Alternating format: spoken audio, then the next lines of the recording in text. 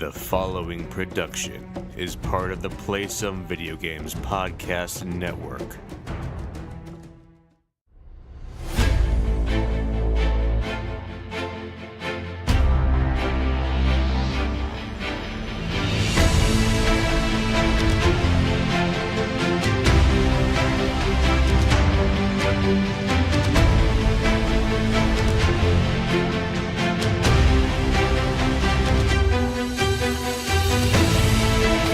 Greetings, Kongs, and welcome to Board with Video Games, the gaming podcast that strives for the right balance of coverage for the games you play on your table and on your television. You can think of us as the Pongo and Perdita of gaming podcasts.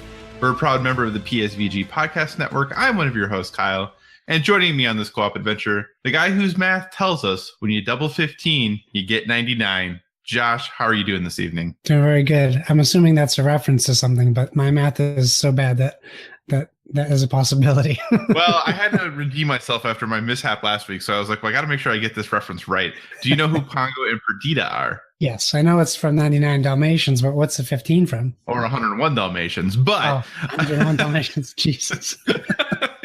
Glad that we can both do this. It makes me feel way better.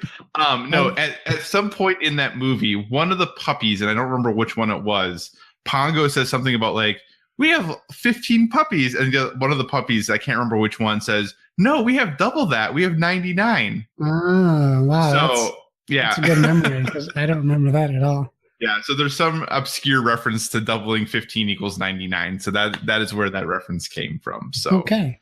Yeah, well, I will say I'm feeling better. I'm out of the spoiler covers for the most part. Yeah, I was going to say, you went and saw Infinity War, correct? I saw Infinity War. And I think you said it was the perfect movie. I think it might be the perfect film in beats. I don't think it's like the best movie ever made, but I think that the narrative of the story, and if you follow it by character motivations and all these kinds of like typical cinematic beats you want to see in movies, it might be a perfect movie. Okay.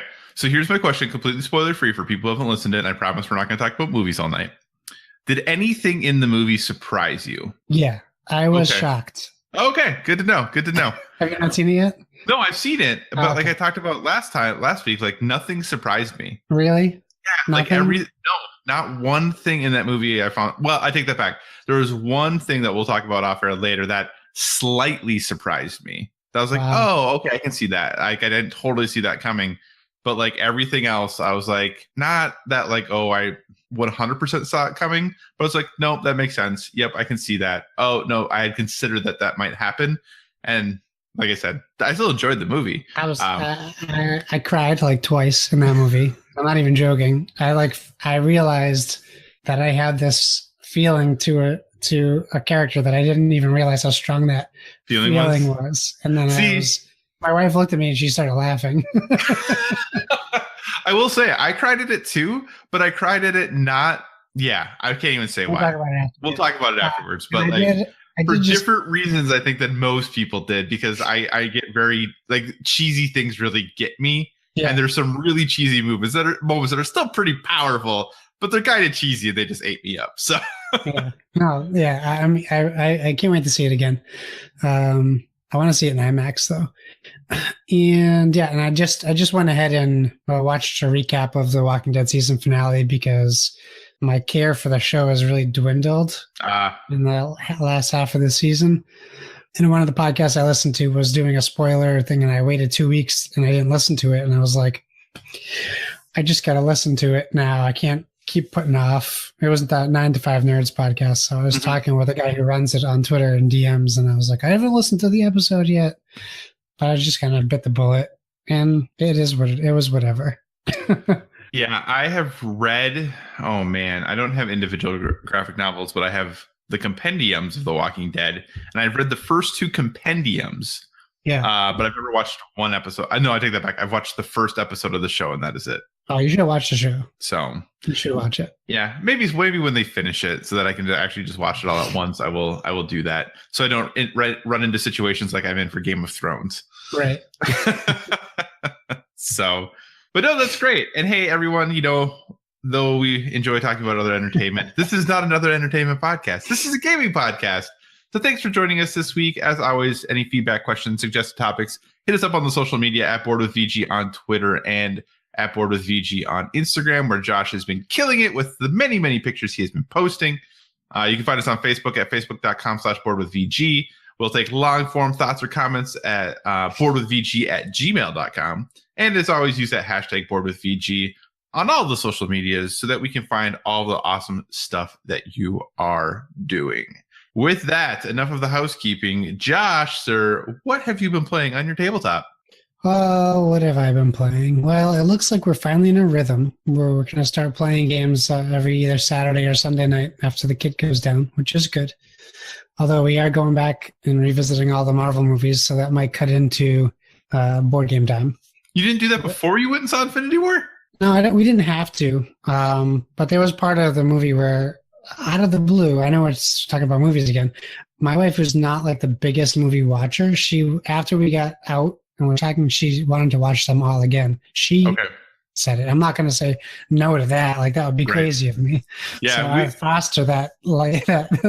Yeah, no, we did the rewatch too, which was also my wife's suggestion prior to going to Infinity War. So yeah, I hear you. The rewatch after, I'm going to pick up on a lot of things I might not have if I watched it before. Right. Possibly, for sure. We'll see. I'll report back in like 5 months. We did it in 3 weeks. I have faith in you. Yeah, okay. Well, so 5 months. So yeah, we played. So on Saturday night, my wife and I played Majesty, which I got her for her birthday, which was last week, which she had been wanting because that was one of the games we played at PAX Unplugged, and that's by Z-Man Games. Mm-hmm. And we also played a game called The Mysterious Forest, I want to say. And coincidentally, Saturday was Free Comic Book Day. And as we got to Free Comic Book Day very late, because we saw Infinity War, almost all the comics were picked through. So one of the comics that we did see was the Wormwood Saga, which coincidentally had the same logo as the board game we just bought. And that's what I found out, that the board game was based off of that comic. So my wife picked up that comic too. And so we played those two games on Saturday night. Sunday was a Gloomhaven day. Mm-hmm. And we also played Shards of Infinity. I'll touch briefly on The Mysterious Forest. It's for sure a kid's game. It's very easy. It's a memory game. And essentially you're playing this character, this kid who's going through a mysterious forest, and you're laying down random cards. There's forest tiles. Then there was a different, I can't remember. There's a different tile in the middle, then a couple more forest tiles, and then a boss. And on each tile's face down. I would say they're cards, not tiles. And you have a backpack that you have to load up with items or supplies or whatever. And the way you do this is, it's a cooperative game. So the first player flips over the first card in the line of cards. And it shows you items you need to complete that card. And then you flip it back down. Usually, I think each card has 3 items on it. So you flip that card back down, and then the second player flips over the second card. And then the two of you try to remember the items on the second card. And you do that with every card. Until I think you have looked at maybe 6 or 7 cards. You have to try to memorize the items that you need. And then there's this little creature. He looks like a Pikachu. His name is Loki. And he allows you to trade items or summon items for you. If you didn't remember, like there's like a compass, a sword, shields, all these different types of items that are acquired. And then the boss monster at the end has 4 or 5 items that you need to get. And essentially all you're trying to do is fill your backpack. You roll 4 die, and on these die, they have icons of the tools like that you can get. If you roll a Loki, you have to take the Loki. If you roll 2 Loki, you're stuck taking 2 Loki. They really fill up backpack space as you're playing. So, yeah, that's pretty simple. There is a way at the end of the book to raise the difficulty, so we might try that. But we beat it pretty handily in our first try, no issues. We had to trade in 1 thing, I think, and we pretty much got everything. It would be really good for kids, for sure, and probably better for kids if, like, you're reading the comic with them.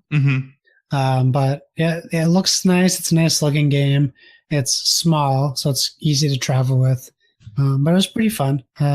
Majesty I'll talk about next week, probably. But It's basically it's a style. Well, I won't say anything about it.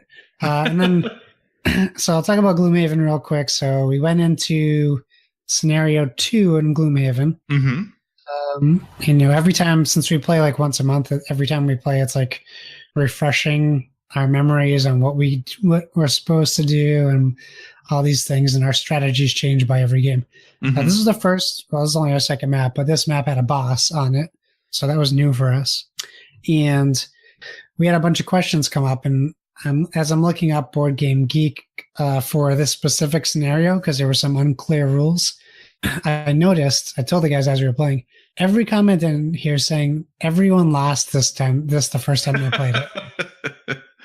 That's always like when you read that, like, because I've done that too. When you read things, everyone's like, "Yeah, everything is like, oh, well, we lost and we lost." Yeah. That's always a bummer. Like, great, it's scenario 2 out of 99. This is gonna go real well, right?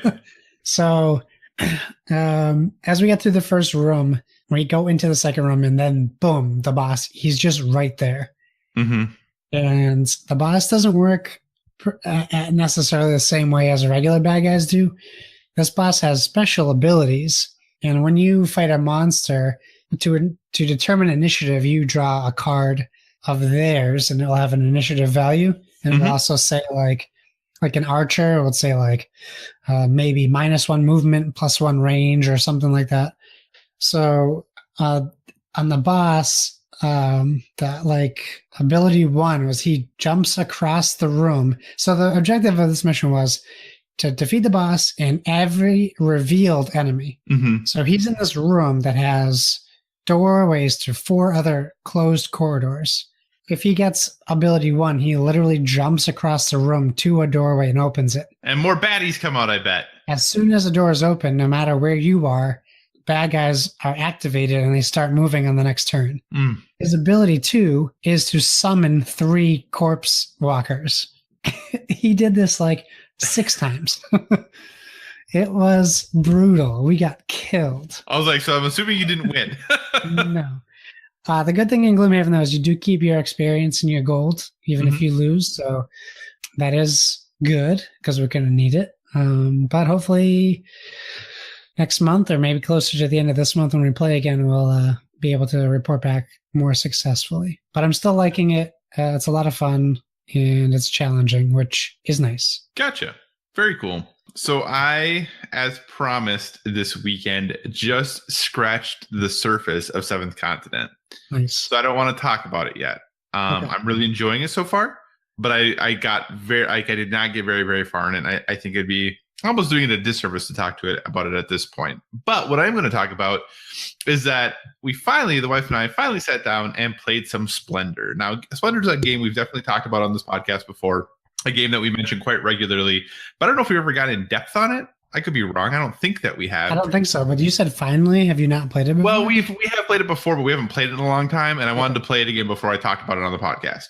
So we finally sat down and played it again, and Splendor really is one of those games I firmly believe if you are trying to build a collection or just getting into it, I think Splendor is one of those games that just is I don't want to say a must-have, but a really easy recommend as far as a game to add to your collection if you're looking at just getting that collection going, because it's a really easy game to kind of bridge the gap. And I don't want to say it's a gateway game, but it definitely bridges the gap for people who maybe haven't played a designer or a hobby board game before, but because it's so easy to teach. And it's really straightforward as what you do, but there's actually a surprising amount of depth of strategy to it that you learn the more that you play it. So the game is pretty straightforward. In front of you is a board. There are 3 rows of cards with 4 cards in each row, as well as some fancy, I can't forget the name of them. What are they called? The folks who sit on the side of the board, you know what I'm talking about? Yeah, I do know what you're talking about. And it's like... Nobles? Nobles. I think they're called nobles. Okay, yeah. I was kind of like ancestors? No, that's not right.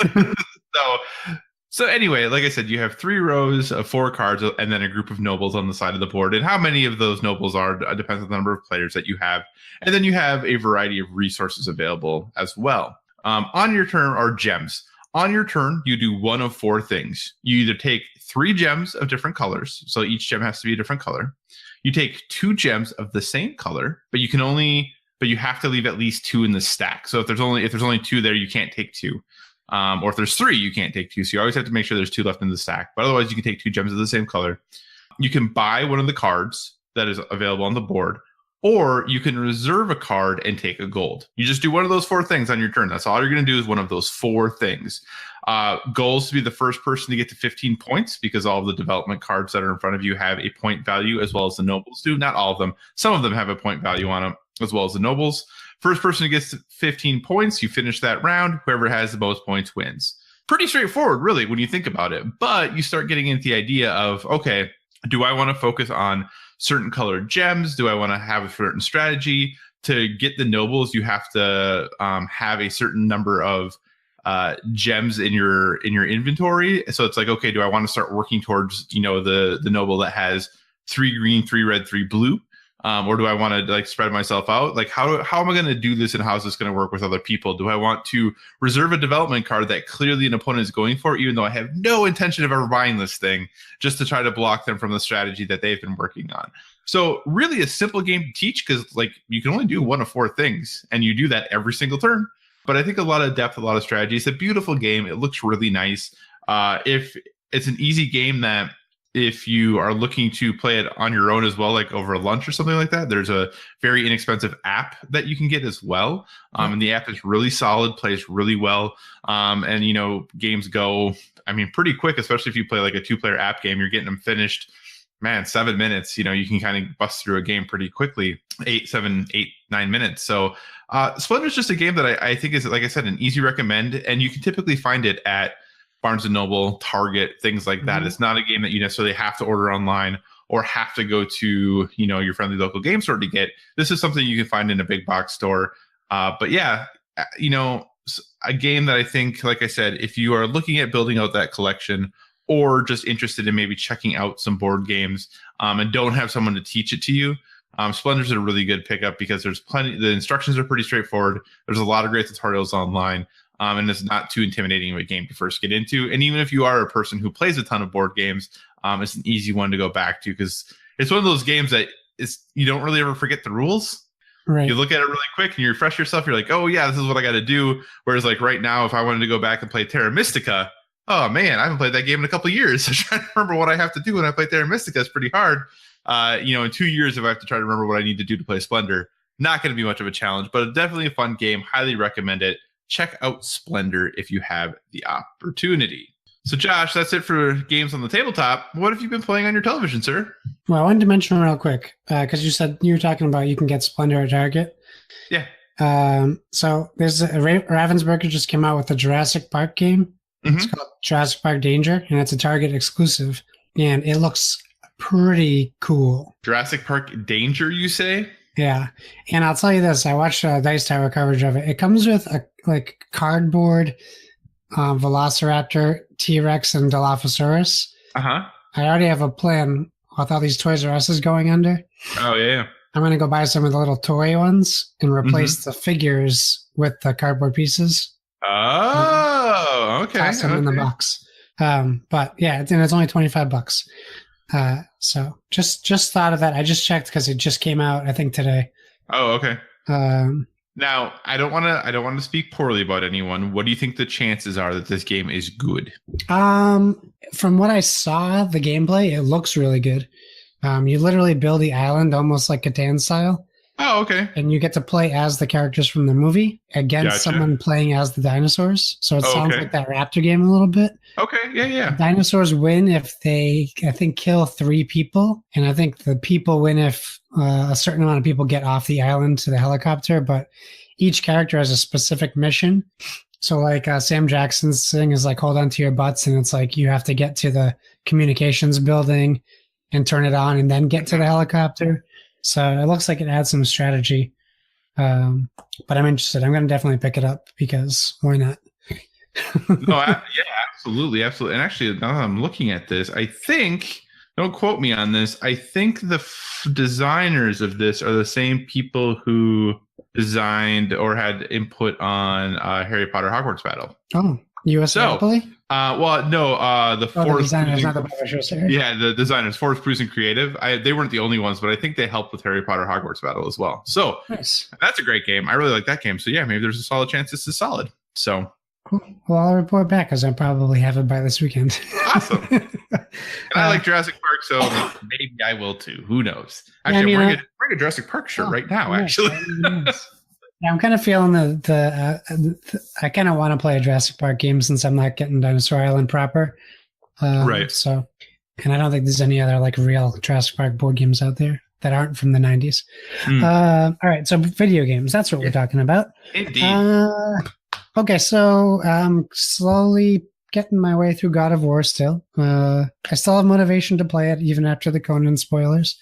Oh my gosh, that video is so spoilery. Like they spoiled it for no reason. He says all these things and they literally have no content from what that guy says. I know. I felt so bad about that. I was like, oh gosh. It is what it is. You can't avoid all the spoilers, even though last week I said I was trying to avoid spoilers. It's my own fault for watching the video. Why did I think a comedy thing wouldn't have spoilers? Right. True. And then with no relation to today's event that I even knew about, but I've been playing Fortnite. For real. I streamed some on Mixer. I haven't uploaded it yet because I have to have my computer on, so I'll probably do that after we do this. I wish they made that easier to do. Yeah. I'm really bad at the game, but I'm enjoying playing it, if that makes sense. I don't enjoy like hiding and like waiting. Like there came to a point because so the reason why I started playing it was it's part of the Xbox Quest for this month. It's play 30 minutes consecutive of Fortnite for at least 5 days this month. So I was like, oh, that's easy. I can knock that out. No problem. Come home. I'm coming home late from work. So get home, I turn it on, I play for 30, 40, 50 minutes, and then I go to bed. And then like one of the last games I played, was going through a building looking for something, and I mistakenly jumped on some tires and it shot me up through the roof, and someone had built like a perch. And I was like, oh, I guess I'll just stay here until why not? And it happened to be in the middle of the ring. It just kept coming in on me. So I didn't have to move anywhere. So I don't like that, like the downtime part, which is the same thing I didn't like in PUBG. Right. I'm just not. So Fortnite is the first game that has made me feel my age, if that makes sense. So like when I grew up, my parents were playing video games. We'd all play video games, but it came to a point where I could play a game and master it, and they couldn't really wrap their heads around it. Whether it was like a Call of Duty or Grand Theft Auto or whatever the case may be. That's what I feel like Fortnite is for me. With the building? I can't, in my brain, I can't separate the two. Well, I can separate the two, but I can't mash them together. I can't be running like these guys do and just build and go straight up vertically while defending myself. I can't do it. It's just something that, sure, if I was able to quit my job and just sit at home all day and practice at it, I'll probably be great at it. But I think that's the only reason why I prefer PUBG to Fortnite. But I think Fortnite's a better game. Okay. Just from the look and the controls, and it just has more of a fun feel to it. Yeah, I would agree there. PUBG does. Like I think I might like PUBG's controls better because it's very tactile. And not tactile, that's not the word I want to use. But not tactile as in feel, but as in militaristic. More like tactical. Not tactile. It's more tactical. Oh boy, I am tired. So I think I like that aspect better, and it feels more like a shooter, and Fortnite feels more like it's like Disney Infinity shooter. What it makes me think of. It's definitely more arcadey. Like it's definitely, yeah. But I enjoy it, and I jumped back into the Division today for a little bit just to kind of remind myself how pretty it looks right now and that I want to play it some more. But, we get some more games on the horizon, and Destiny 2 update just dropped today, and I'm thinking I want to get back into the story. I don't know what I want to do. I'm so conflicted on what I want to play. Yeah. So I'm going to go back and I'm going to take a minute. I'm going to just finish God of War, and then I'll pick something to play. By then it will be time for State of Decay. So that's true. That's very true. That's right around the corner here. I how excited are you to jump back into Destiny 2? I'm not.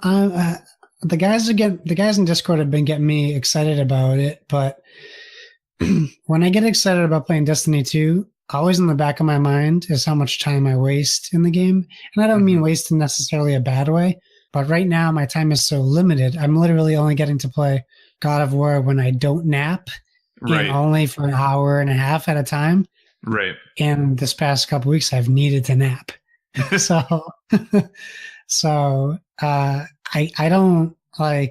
don't know what I'll jump back into it just to get the feel. Mm-hmm. I just don't know if I can accommodate that time suck right now. Yeah, I think that I really want to be excited because like Dev and the other guys are super stoked about getting back into it. I'm just not. Right. I'll probably download it because when I bought it, I bought the deluxe edition. So I have this expansion already paid for. So I probably should download it and try it. But I kind of in that same boat. There was so much management of like my stuff and my slots and like putting things in my vault and moving things around that I kind of lost my desire. Like the game feels great. It's fun to play when you are playing it. Yeah. But I felt like there was a lot more downtime of like, all right, we finished that. Let's go back and turn all these engrams in and get these things decrypted and then run around and move things around and figure out what, my light level is going to be at and getting things where I need it to be and everything else. And it just was like, man, I just want to play the game, Yeah. So, but I'm glad that people are really stoked. I'm glad that folks are really excited. It sounds like especially whatever's coming out this fall is going to be really good. So I'm happy that folks are excited who love Destiny to get back into Destiny. I just don't know if I haven't even downloaded it. So we'll see what happens there. Yeah. So I have jumped into a few games, actually. I've been kind of, I've been doing some palate cleansing when it comes to video games. I dusted off the E-Yield Switch and jumped into Donkey Kong Tropical Freeze. I am a fan of a good platformer. Like I really enjoyed Celeste earlier in the year. So I enjoy a good challenging platformer, even if it is on, with the Joy-Cons, which I don't think are great. But I jumped into Donkey Kong Tropical Freeze, and so far so good. I'm really enjoying it. I have finished the first 2 worlds, so definitely not done, and I still have a ways to go. I like all of the levels. I like how it's designed. I think it's a beautiful game. The sound's really great. I don't like the boss fights. Like each world has ended with like a boss fight, and I think those have been pretty. I'm just not a fan of how they're designed. Yeah. But that aside, I've liked everything else about the game so far. So I'm going to keep playing that. And it's nice where I can just pick it up, play it, spend 10, 12 minutes to finish a level and then put it down and come back to it again later. So I'm enjoying my time with that. Also, as part of the Xbox Games with Gold, Super Mega Baseball 2 was part of that grouping. And I decided, I'm a huge fan of baseball games, but I haven't picked up the show recently because those games are so simmy. And while I like that, I also feel like for those games, you have to commit. I'm not as good as like coaches as being like, I just am good at sports games. So I can just sit down and do this stuff without dedicating a lot of time to it and doing well at it. So I've kind of steered away from that. But I was like, hey, this game doesn't cost me anything. So I'm already paying for Xbox Live. Might as well give it a whirl. The first game, I won 1-0. And they do this really cool thing where they have what they call your ego meter, and that determines the difficulty. And you can increase your ego or decrease your ego at any time during the game, and that kind of determines the difficulty. So I started out with it pretty low, won the first game 1-0, played the second game, and then I won that game 18-0. So I picked up pretty fast from game 1 to game 2 how things were supposed to work. And then I have been steadily increasing the ego since then between every game because I haven't lost yet, but the games are definitely getting closer. I think the last one I won like 3-1. So that, we're definitely getting up there to where I'm feeling pretty good about where the game feels a little more balanced. And I do like that is such a small little incremental increases to get it right to a place where it feels good for you. And the other thing I like about the game is that there is a lot of depth if you want there to be, but I think so far I haven't been really exploring all of that depth too much, and I've still been doing okay. I feel like probably if you really, really cranked up the difficulty, like using your power swings and your power pitches and all of those things would matter probably quite a bit. But I haven't really had to do that yet, and I'm still really having a good time with the game. I think sometimes the base running can be a little bit finicky, but other than that, and I feel like everybody is really slow in the game. I played baseball for lots of years growing up, did all of that good stuff.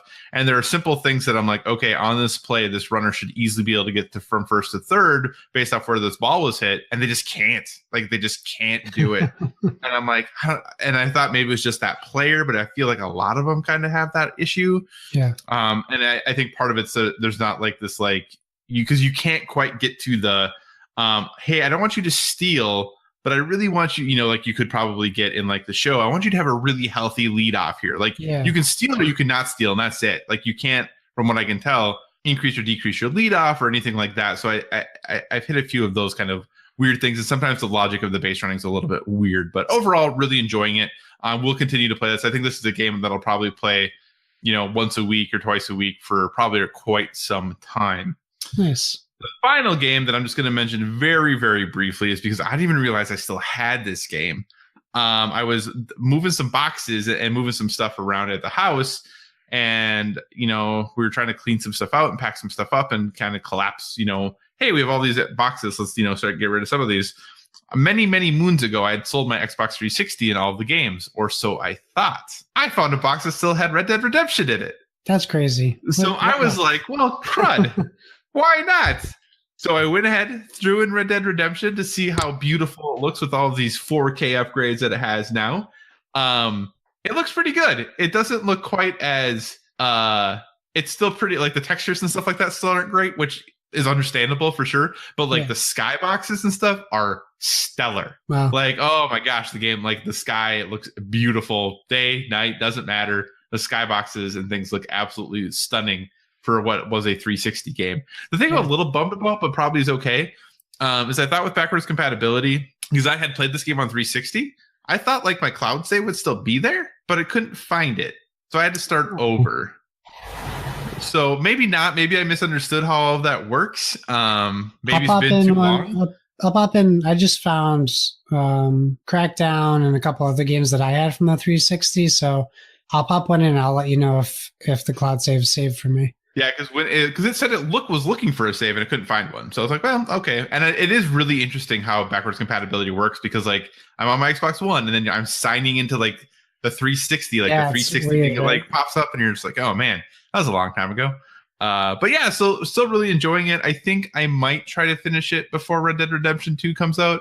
I put it in just to play it to see how good it looked. And I was like, I'm enjoying this more than I thought I would. So maybe I'll continue to play this, but I haven't finished Far Cry 5. Oh, so you I was like, finish that. I know. So I was like, I probably should just finish Far Cry 5 and then maybe I will play this. But then Vanquish is coming and State of Decay 2. We'll see what happens. Who knows?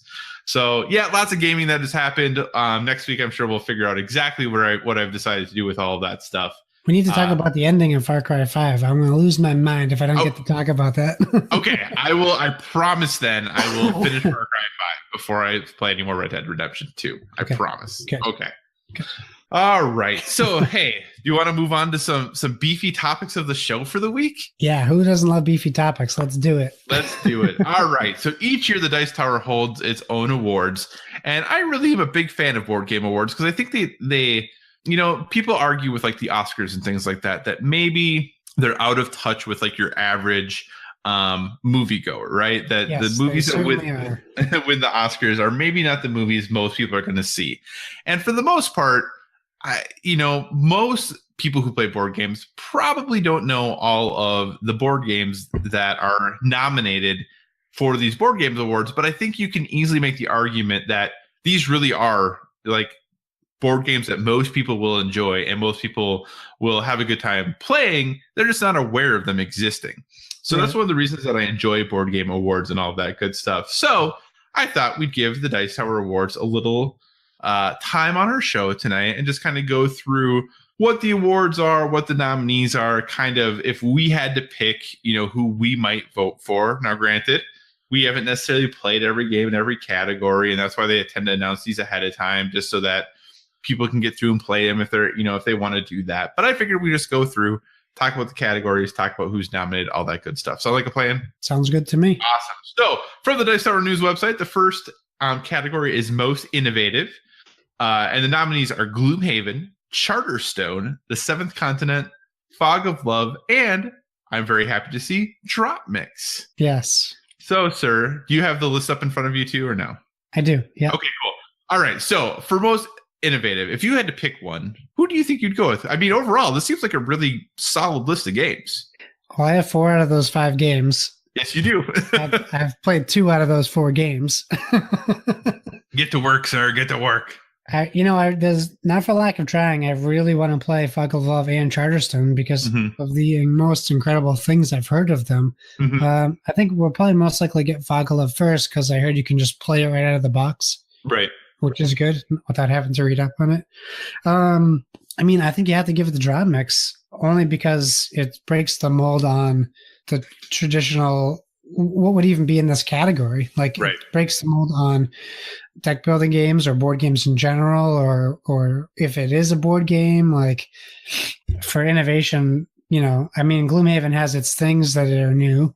Charterstone has things that are new. All these games have, but drop mix is all new. Everything's new from that.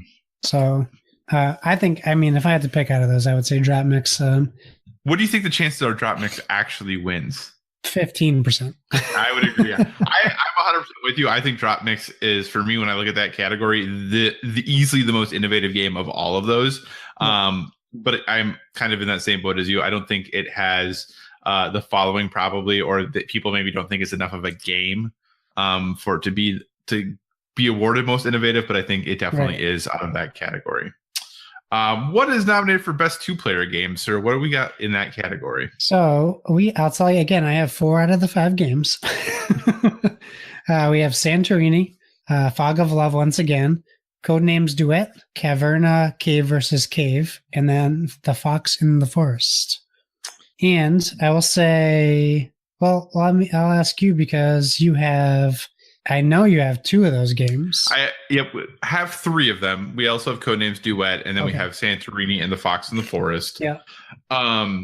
If I was going to pick, I would probably pick Santorini. I love The Fox in the Forest, but I think when it comes to the game that I think I constantly am challenged by the most and think about the most, and when I'm done with the games, I think about like, man, what was that game really like? I think Santorini fits that mold better. And for me, though I really enjoy Fox in the Forest, if push came to shove and somebody asked me what was the better game, I probably would pick Santorini as the better game, even though I might like Fox in the Forest better. And Codenames Duet, I think, is fun. I think both of those games I just prefer over it. I don't think it's a bad game by any means. So for me in that category, I would pick Santorini. I hear you on the Santorini thing, but I think the only reason why I would pick Fox in the Forest over that is because I'm not always in the mood for a thanky game. And when I think of like best 2-player game, I just think of a game that I can just play with someone and enjoy it. And I think for me, like Fox in the Forest, I could pretty much sit down with anyone and play that game within 5 minutes of sitting down and play 10 games within half an hour. Except with my wife, because she wouldn't want to play. Right. And it's not for everyone. Which might be partially why I'm a little biased about that too. Right. But I'm not going to take Santorini on a flight with me or to a cafe or something, but I would definitely take Fox in the Forest. So, I mean, but that's why it's going to be a tough category because you have people on all different sides of that. I mean, I think Codenames Duet's is good, but that's one of those games that causes frustration. Right. I think it's because it's cooperative, but it's so strict, and you have to get the things done so efficiently that it's very easy just to lose every time you play. Right. So I would imagine that could be a little frustrating. But I don't know necessarily their criteria on how they're judging this. Yeah, and that's one of the things too, because I think it's kind of probably up to each person a little bit, right? Like they're kind of their favorite, right? Which I don't think there's anything wrong with that necessarily, right? No, I mean that's how the movie thing. That's how most awards go, anyways. So no, absolutely. All right, so the next category then is best theming. For this, they have This War of Mine, the board game.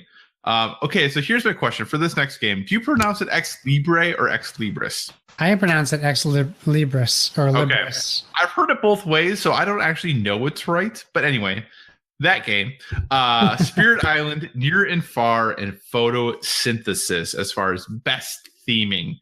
Josh, where would you be leaning here? How many of these do you have? I have two of them. Mhm. I have Photosynthesis and Spirit Island. Um, I've heard great things about Ex Libris or Libris or Libri. Mhm. And it looks really nice. And I know you have this War of Mine, so I'm interested to hear what you think. But I think Near and Far is going to win just because of the hype behind it, how many Mhm. people love that game. I really like the theming in Spirit Island, like a lot. Photosynthesis is good, but I think it just got entered into this category because of how nice it looks. I wouldn't say the theme is super strong in the game. It's Really? there. It's there, but I'm not like motivated by the theme in the game. I know what I have to do, plant seeds to grow trees to get points. But I don't feel like a thematic element to the game like Spirit Island's like you are the spirits of this island warding off human invaders, and you really feel like you have this power and you're doing these things. I think the mechanics are awesome for Photosynthesis. I don't think the theme is overwhelmingly like driving the game. You could play that game if it wasn't about trees because it's the mechanism of the game. Sure. You are right. I do have this War of Mine, the board game. I haven't played it yet, so I can't talk about how great it is as far as that goes. I think I don't have Ex Libris or Spirit Island. I actually own Near and Far, but haven't played it either. Photosynthesis, I actually in this category, obviously based off of like my lack of games too, I would easily vote for Photosynthesis, and the reason I would is because the mechanics and the theme fit together so well. Like, yes, you can be like, oh, the sun rotating is mechanics, and the shade that the trees give is mechanics.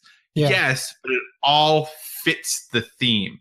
None of it feels added on. None of it feels pasted on. Like, it all 100% makes sense if you're like, hey, you're trying to grow this forest. Here's how all this stuff works. Like, if you're just like, oh, that makes sense. Like, what would you determine to be, how would you determine rule A? You're like, well, that makes sense because it's a forest, or, like everything just fits well with it. Right. And that's where I think why I probably would pick Photosynthesis, not just because it's like the only one I have a ton of experience with, but I also feel like the theme and mechanics fit so well together that nothing there feels pasted on. It all makes sense to me. So don't get me wrong, I really like it, but like I think it's interchangeable. You can make it for people, like you have a baby and then it becomes a child and then it's an adult.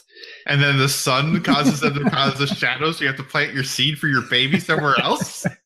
Well, we wouldn't use the sun. We would use a calendar. We'd use like a clock for aging. You know what? But you didn't do it. It's the sun. So there you go. You're right. Well, the sun is technically a clock. I mean, yeah, that's true. That is true. I'm just saying. I think it's a great game, and I would be happy if it won. I don't see it beating Near and Far, though. Okay. What's up for strategy games, Turn? Best strategy games. So we have Anachrony, Spirit Island, Near and Far, Gloomhaven, and Dinosaur Island. So I don't think we have much experience with that either any of these games, right? No. So what do you think? What do you think? And I feel like it, right? What's that? It's hard to judge it, right? Because like it is. I feel like Gloomhaven is such a juggernaut right now, but like Dinosaur Island is such a like. People seem to really love that game too. I mean, if somebody said, hey, pick the winner, I probably would pick Gloomhaven, but I don't know if that's what's going to win. And if any of those won, I think I'd be like, oh, that makes sense. Other than maybe Anachrony, that might surprise me. Right. Just because I think it's talked about less than the others. Yeah. What do you think? I thought from what I was hearing about Sidereal Confluence, I thought for sure that was going to be nominated. I'm surprised kind of that it's not as well. But yeah, I mean, Gloomhaven is a beast, but I really feel like it could win for best RPG. Mm-hmm. Well, not even RPG because people in D&D would be mad. By everything I've seen from Dinosaur Island, I would guess Dinosaur Island. Mm-hmm. But once again, I've only played Gloomhaven of those games, and while there certainly is a lot of strategy in the game, I wouldn't necessarily call it a strategy game. Right. So that would be the only reason why I wouldn't pick it in that category. Gotcha. So what are you picking then? I'd say Dinosaur Island. Okay, cool. Next category is best reprint, and I think this is something that neither of us have, much experience in. Nemo's War 2nd Edition, Coliseum, Stop Thief, Twilight Imperium 4th Edition, and Downforce. For me, I think the winner is going to either be Twilight Imperium or Downforce. I think it's going to be one of those two. I think the other games are all very good and very solid games. I just think depending on, I feel like Downforce is going to win. That is my pick. What about you, sir? I have Downforce. I should play it. I just with the chops behind Restoration Games, I feel like they kind of need to win that. Yeah. But the overwhelming nerditude around TI4 I know. Overwhelming. I think that it's like it comes to a point where it's like the Jersey Shore of board games. People are going to play it.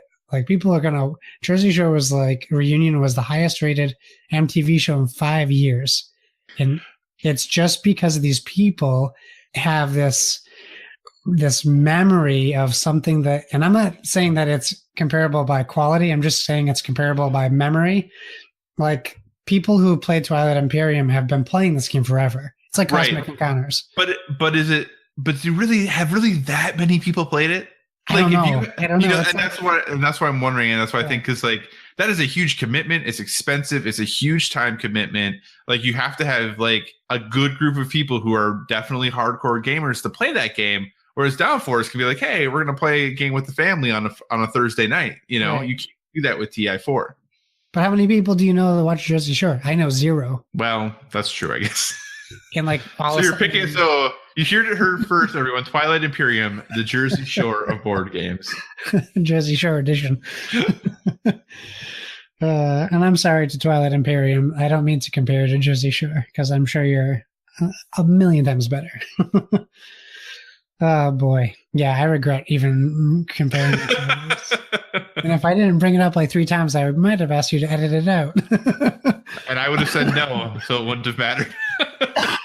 But yeah, I would mess up with the continuity anyways of me saying stupid things on the podcast. Got to keep that going. Yeah, so I'll say, I mean, Downforce I'll stick with, although I think it's going to be Twilight Imperium.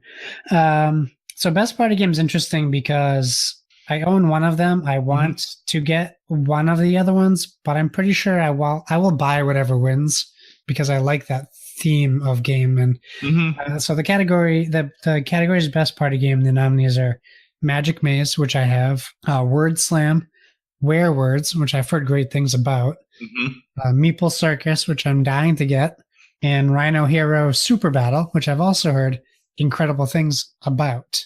Right. How about you? What have you been hearing, and what do you think? Yeah, I think all these games, from everything I've heard, are pretty great. You know, if push came to shove and I had to vote for one, I'm totally voting for Rhino Hero because I think the game is adorable. And you're a rhino who's a superhero, and that just seems great to me. So I'm going to vote with Rhino Hero. I have kind of the same thing. I tend to with party games. I don't play a ton of them. We don't. It's not something I own a lot of, but I do tend to try to buy like one party game a year. So I usually wait to find out who is going to win a category like this, and that tends to be the party game I pick up. But I hope it's Rhino Hero because I think the game looks really cute. Yeah, I'm going to say.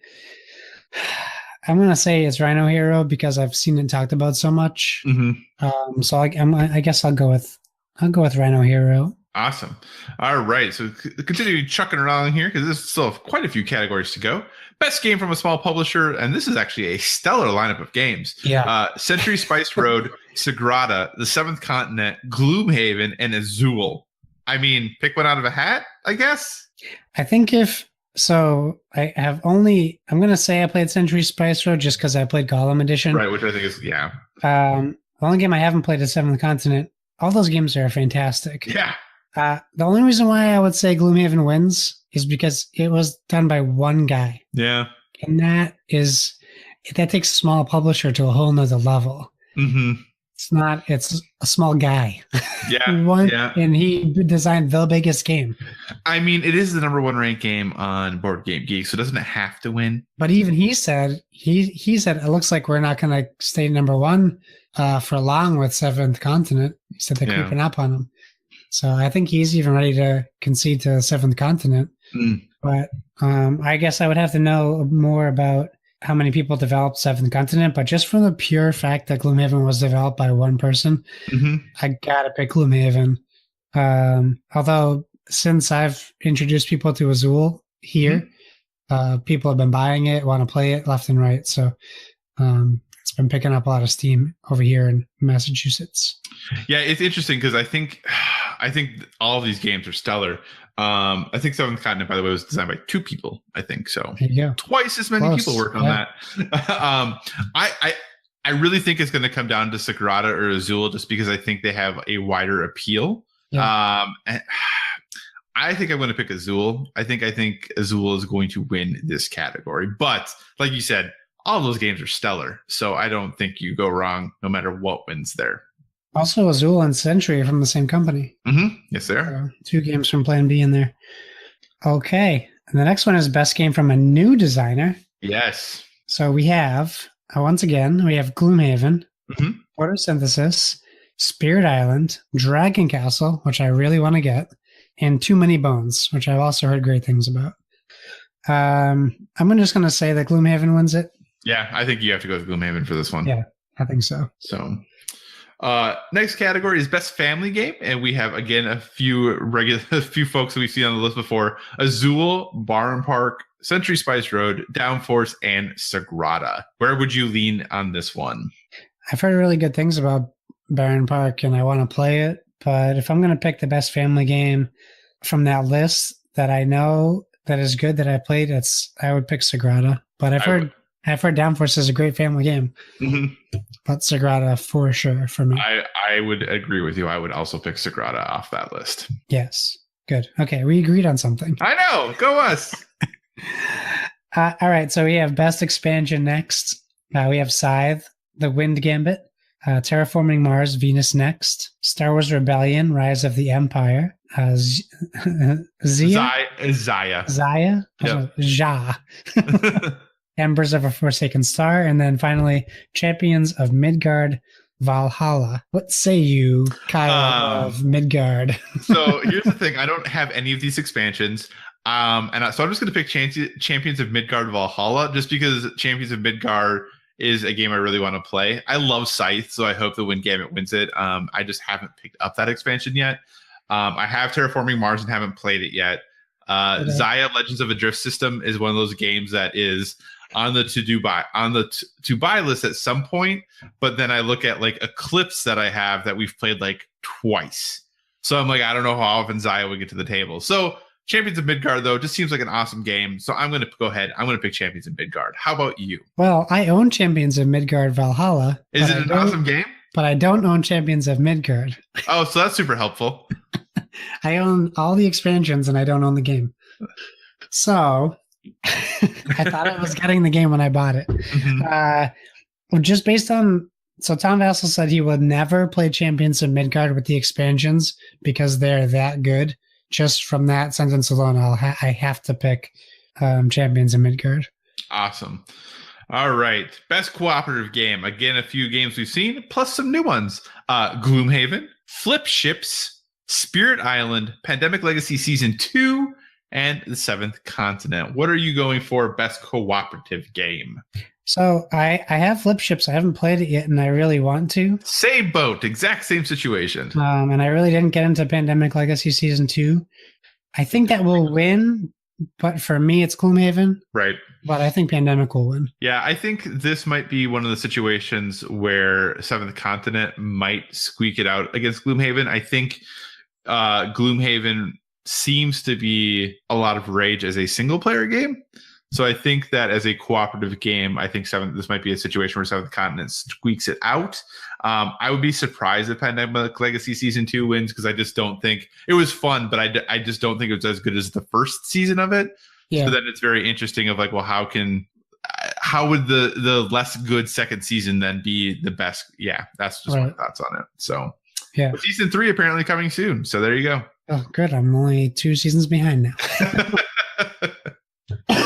Okay, so we have Best Board Game Production is next, and we're looking at only one new game that hasn't been mentioned yet. So we have Twilight Imperium 4th Edition, Photosynthesis, Azul, Wasteland Express Delivery Service, and Charterstone. Yeah. I'm going to go Azul. Yeah, me too. I was going to say, that's a no-brainer. I bet Azul takes it. It's not a no-brainer, but for me it is. It seems like the best production of all those games. Right. Simple, but I think they nailed it. I hear you. All right. One of my favorite categories, best game artwork. Near and Far, Lisboa, Charterstone, Century, Gollum Edition this time, and Yamatai. Where are you going for this one, sir? I gotta tell you, every time I look at Yamatai in the stores, it looks so awesome. Doesn't it? It looks so good. Yeah. I'm tempted to pick it up every time. Century Gollum Edition. I mean, if I didn't tell you how much I loved that game before, it's second to none. This game looks so good. That's it for me. Yeah, no, I respect that pick a lot. I'm going to go with Charterstone just because I really love the look of that game. Yeah. But again, this is one of those categories where I think all of those games are easily deserving. You know, if you look at like Near and Far, like, I mean, Ryan Laka, how much stuff that dude does. Yeah. You know, So I think all of those are great picks. If I had to pick, though, I would pick Charterstone. Nice. We should have been writing this down. I know we should have. I was going to, and then one of the awards. I think they announced them at Dice Tower Con. Oh, we get. Okay, well, I'll just re-listen to this when we post this on Thursday. I'll just write down what we picked. Perfect. Okay, best game of the year, the final category, and of course, every game I say has been listed already. The Seventh Continent, Century Spice Road, Charterstone, Dinosaur Island, Gloomhaven, Near and Far, Pandemic Legacy Season 2, Sagrada, Spirit Island, and Azul. Good luck. Yeah, no kidding, right? No kidding. Do you have a thought on this? Yeah. What's your thought? My thought is, well, when you're thinking about Game of the Year, I think for me, it has to be, if it's not a game I've played the most, it's a game I would think of either that I plan on playing a lot, that I can teach to anybody, that's fun with any amount of people, that looks great, that is the design and mechanics work very well, and it's good for all ages, is what I think about. So what I hear you saying is you're picking Gloomhaven. Yeah. Yeah. That doesn't fit all those things? Sit down with a 6-year-old and start cleaving bodies. No, if I was going to pick, it would be between Sagrada and Azul, and I would pick Sagrada. Okay. When I saw this, I thought like the snap pick was going to be Gloomhaven. Like I looked at it, I was like, I think people are just going to pick Gloomhaven. But honestly, if I was going to, I actually was going to pick Azul because I think similar to you. I think honestly, it's going to come down to Sagrada and Azul, and I would lean towards Azul. But again, man, this list of games, that is a good list of games. Yeah, I mean, it's another incredible year for board games. Yeah, absolutely, it is. So those were the Dice Tower nominees for this year. Feel free to check out I believe at Dice Tower Con is when they will announce the winners, which is in July. So feel free to try to get as many of those games played. We will go back and listen. Josh will go back and listen and tally what we say, and then we will come back with our results after Dice Tower Con, and once we know who all the winners are, and Josh will handily beat me. Yeah, I'll tell you what, listeners, if you want to shoot me a DM on Twitter or even Instagram, I'll make it a contest. Ooh. So take that list, pick your winners, and you guys can go up against Kyle and I, and I'll send the winner a game. Oh, wow. And it will be of one of the winning games. Oh, dang. How about that? That sounds great. That sounds like a great contest. Why not? I mean, I've been getting all this stuff recently. I might as well share the wealth. No, but I think it would be really cool. And this is something we could do every year. And maybe next year we can even expand it to more than one person. But the person who gets the highest percentage right, I will personally go to my Barnes & Noble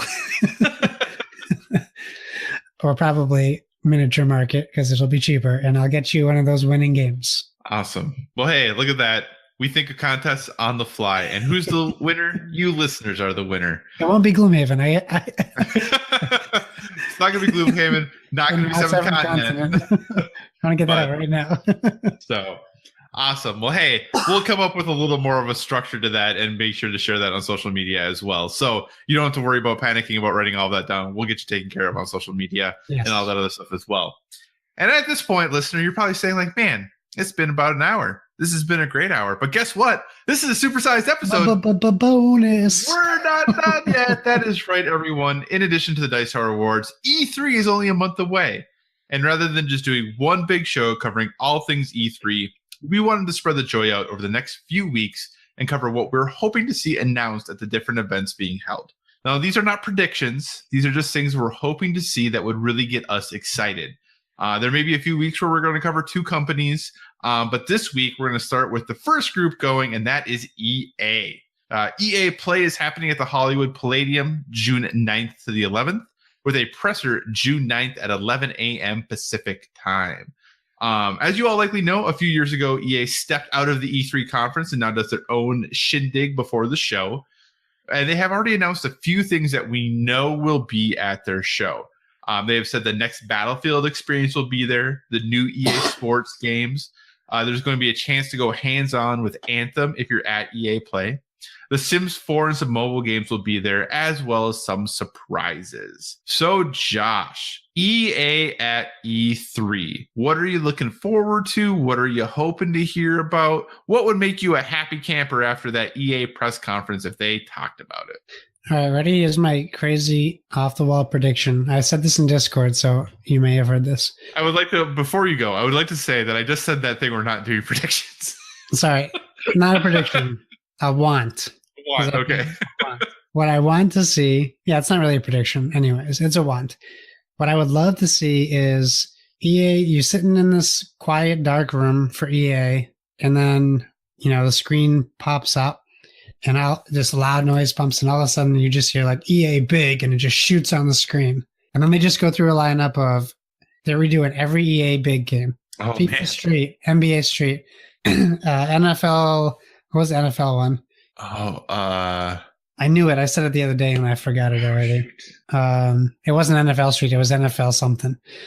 But whatever. Anyway. Yeah. Then the icing on the cake is the new SSX.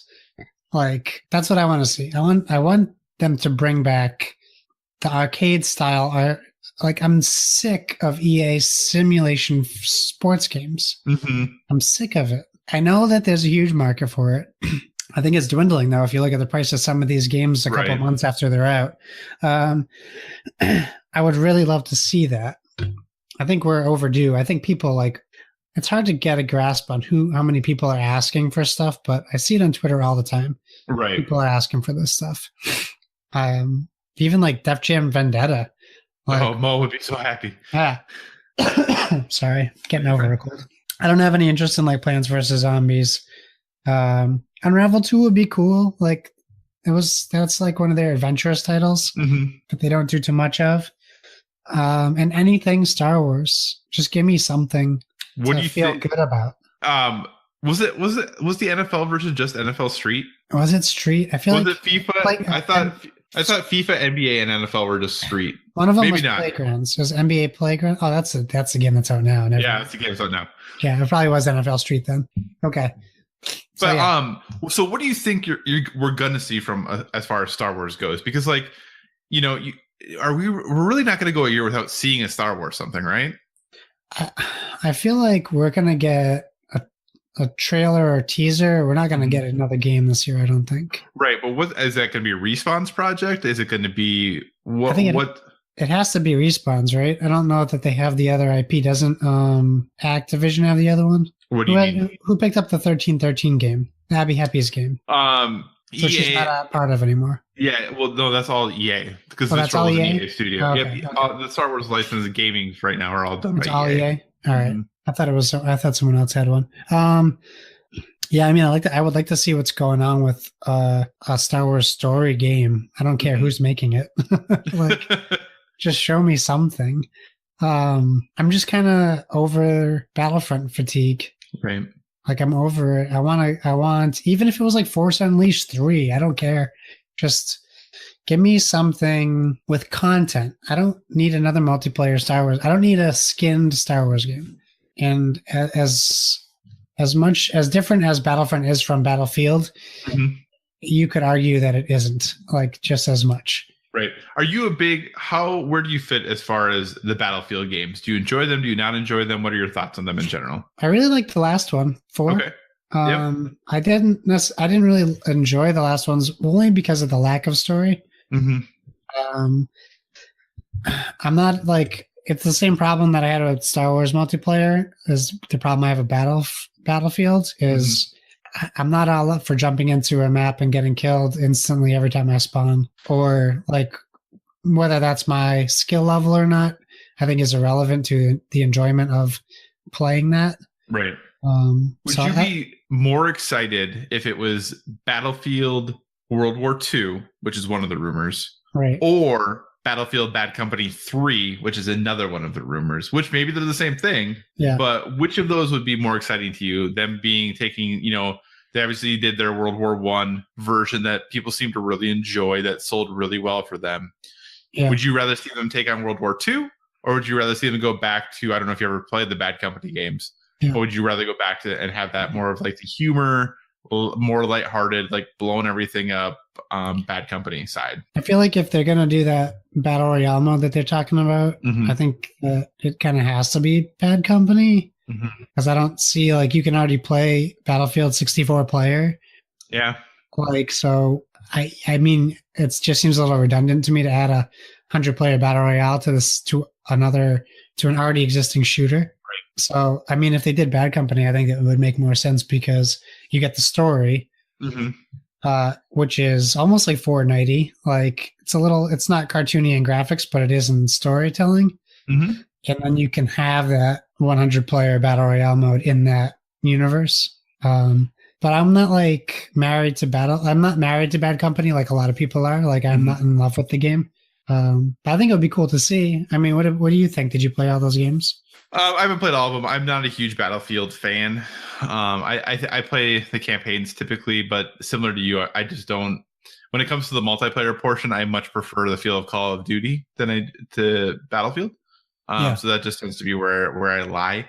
But I think if they did a Bad Company 3, I would be down to play that campaign at least. I think Battlefield Bad Company 2 was fun. It wasn't the best game ever, but for a 6 to 8 to 10 hour campaign, it was good to sit down for a weekend and just kind of blur through that game. So I would prefer if they went the Bad Company route, but no matter what it is, I probably at some point will play at least the campaign. Now, Josh, you may remember not too long ago, there's a company you really enjoy that you promised was going to release the best game of the year.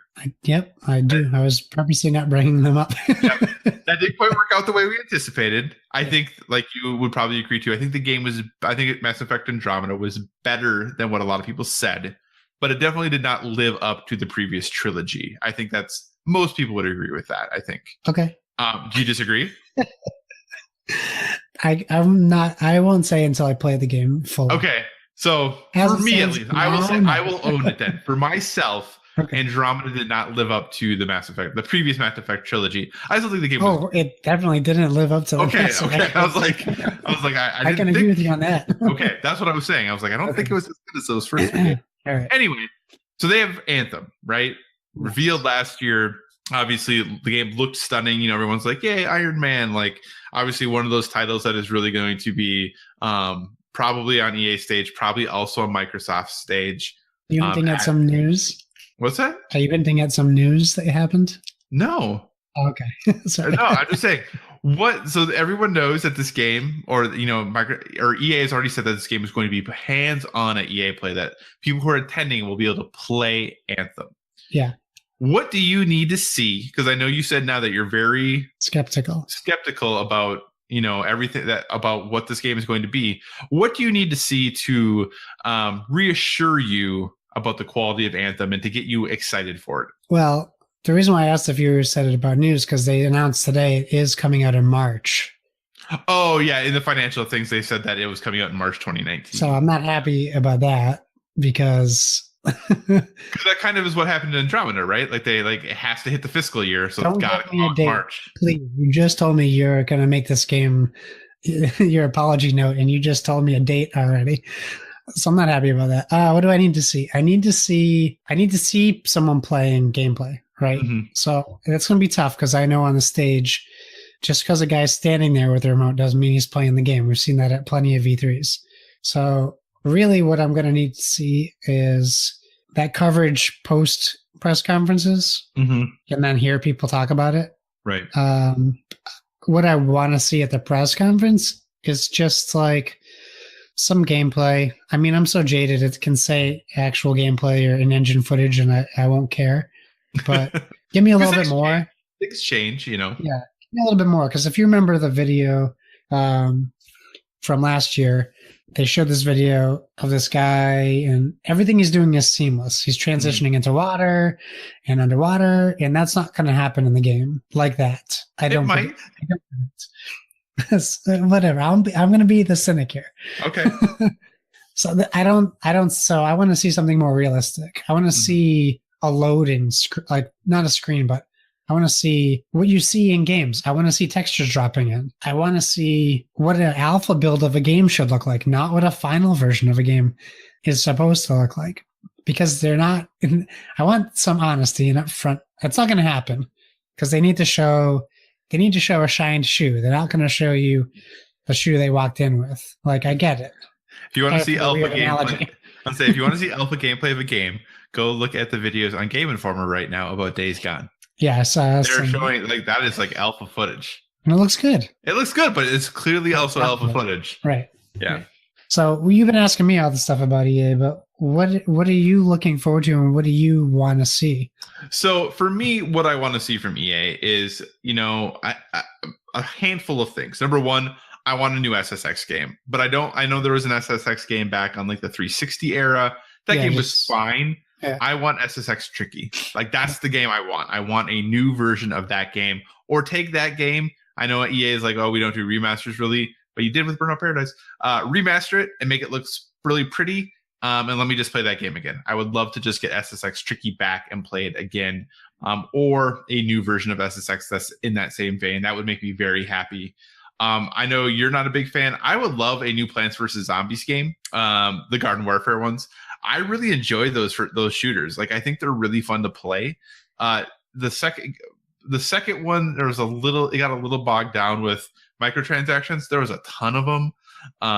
And so there's a lot to like kind of navigate through to upgrade things and understand what you're doing with things. It didn't really affect gameplay, but there was just a lot of stuff constantly, a lot of noise when you were playing in menus and all that stuff. But the actual gameplay, the variable powers of the different plants that you're using or the different zombies, it's actually a really, really fun, really smart, engaging shooter. And it was actually really interesting because when I play them, you know, often I'm playing with kids far younger than me. So it's just very, very interesting because you'll have like, you know, dads and kids playing together. And then it just, everyone you played with, or at least when I was playing it, like I never really got the toxicity that you find in other shooters as much. Like every once in a while you'd have someone be a jerk, but for the most part, there's so many kids in it that most people are like, hey, I should probably be a decent person and not just be a jerk while I'm playing this. And for the most part, it happens. So that was one of the reasons I liked it as well. So I would definitely take a new Plants vs. Zombies game. Again, is it going to be my game of show? No. But would I pick it up when it comes out? Almost definitely, yes. I'd be interested if the Skate 4 rumors are true. I would take a new Skate game. I prefer the Tony Hawk style, but obviously with how bad last Tony Hawk was, I don't anticipate we're going to get another game of that style anytime soon. But I really do enjoy, that style of game. So I would totally take a Skate 4.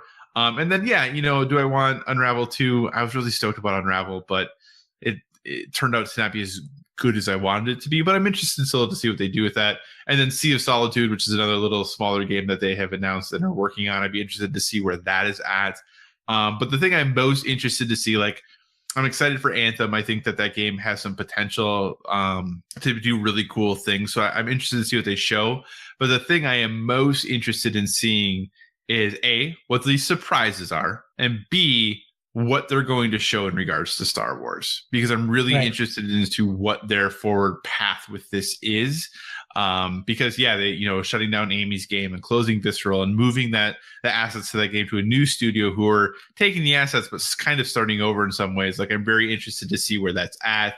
The game at Respawn is going to be a third-person action game, which is my favorite style of game typically. So I'm really excited to kind of see where they're going with that one. So I'm hoping we see that. And also maybe what else Respawn is working on. They've kind of, I think, have hinted at that we might see a Titanfall 3. Where is that in development? Obviously, from 1 to 2, they were able to bust those out pretty quickly. Are we at a point where we're going to see, a Titanfall 3 already, or what they're working on there? Because that was cool. Like, Titanfall was a fun game. I mean, they did some cool stuff there. So I'd be interested to see, in general, what Respawn is working on. Do you think any of these games go console exclusive? I don't know if anything goes console exclusive. I think, obviously, it wouldn't surprise me to see a lot of, and I think this will actually be, we'll talk about this more later. I think you're going to see a lot of games have marketing agreements with Microsoft. I think that's going to be kind of the story of the show. Yeah. That's because I think, obviously Anthem, we already know does. Obviously, with EA services that they have on Xbox, like, there's a strong relationship there already. So I could see some marketing things and maybe some console specific items, but I don't know if anything will be a full console exclusive at this point. But I think, a lot of the other games that we're going to see, I think Cyberpunk is probably going to be on Microsoft stage. I think we're going to see a number of bigger future games going to be aligned with Microsoft. I think the only one that Sony might be able to pull out of their hat, if they can possibly convince them to come to E3, is Red Dead Redemption 2, but Rockstar never comes, so it won't matter. So that's what I would say. That makes sense. Yeah. So anything else about the EA press conference you would like to talk about? Anything else you want us to think about, maybe that we haven't said in regards to it? No, I mean, this is probably going to be my theme with all the press conference things.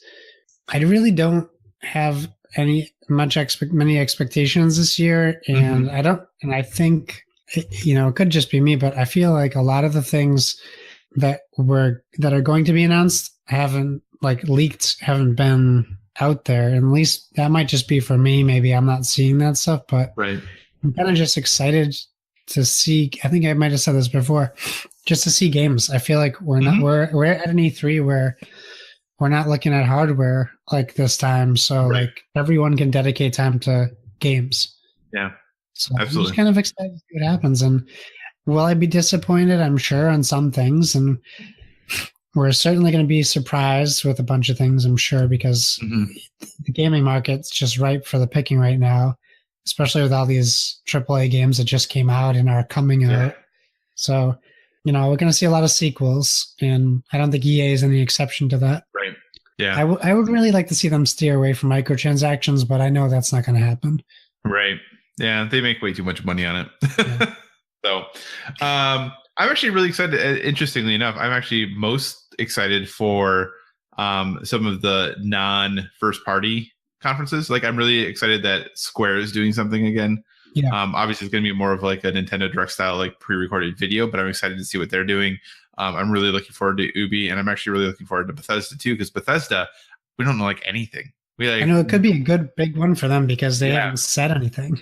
Yeah, so I think, Microsoft, I think, is poised to have a really solid show. I think most of Sony's stuff is going to be stuff we already know about. And then Nintendo obviously is going to be obviously focused on Smash with probably one big surprise, whether it be, or maybe a couple big surprises. Metroid, probably. Metroid or Pokemon or whatever it might be, unless they do it direct beforehand. But I think this could be the year where potentially the biggest things we're talking about are things that we see at third-party conferences. So I'm excited for that. That'll be great. So this has been a pretty lengthy show, sir. Should we go ahead and wrap this up? Sounds good to me. You guys know the drill, as always. Thank you for joining us. We appreciate each and every one of you listening. And honestly, we love hearing what you guys are playing, using that hashtag #BoardWithVG. Kevin Austin's been doing a great job. And, the normal guys out there, Paul and Splig and all you guys sharing games you're playing. We really appreciate it. Make sure you follow us on all the social media, Twitter, Instagram, FaceSpace, email. Face Board- space. Face. That's how my parents say it.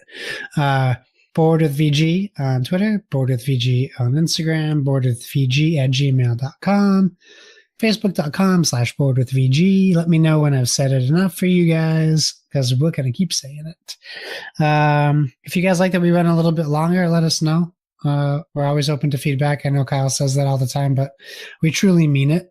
Drop us an email if you want. And if you guys want to send me your list via email, you could do that too for the board games. You don't have to DM us. And you can find me on Xbox and PlayStation on Why So Serious. That's SIRRIUS. My gameplay has been a little limited, but if you're on and I'm on and we can play, let's do that. Otherwise, look for some of my streams. I'll put some Fortnite stuff up, and hopefully Kyle and I can get together and play a game some Sunday night or something and stream that now that I fixed it. And now it's archiving my streams so I can actually post them. Kyle, where can we find you? So you can find me pretty much everywhere: Twitter, Instagram, PlayStation Network, Xbox Live, Board Game Geek. All of that stuff is at Psychocross, CYCOCROSS. Like I said, next few shows will probably be a little bit longer. We're gonna have like a regular topic as well as talk about some E3 stuff. So start sending in your thoughts on E3, and we will, whenever is appropriate for when we're covering, the conference your info is related to, we will talk about it then as well. So as always, everyone, thanks so much for listening. We truly do appreciate it. And remember, everyone, whether it be board games or video games, never stop gaming.